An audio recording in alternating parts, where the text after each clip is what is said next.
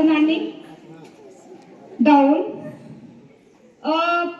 आणि कोणी कोणी म्हणेल की अरे मग ह्या मुलांसाठीच आहे का? टीचर लोकांसाठी पण सांगते.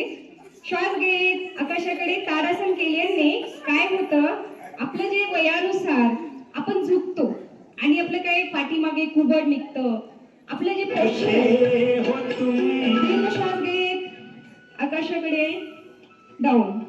तर आपलं जे पोश्चर आहे वयानुसार आपली उंची कमी वाटू लागते, ते सुद्धा आपलं बॅलन्स होतं, डायजेशन आपलं बरं होतं. यानंतर आता वृक्षासन करणार आहोत आपण. एकेका पायावरती डान्स करायचा नाहीये, शांततेने आवाज बघा.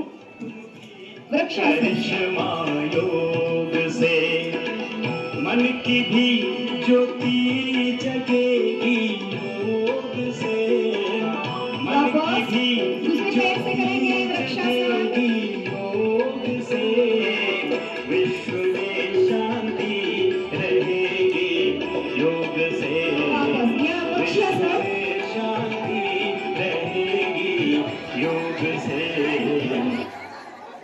पक्ष्यासन करतोय आपण. पक्ष्याचा नियम काय असतो? वेळेवर झोपणे, वेळेवर उठणे, निसर्गाच्या नियमामध्ये राहणे. मनुष्य म्हणजे असा झालेला आहे, एकच पक्षी आहे जे झोपत नसतो, उशिरा झोपतो आणि उशिरा उठतो, तो म्हणजे घुबड. वापस या नटराज.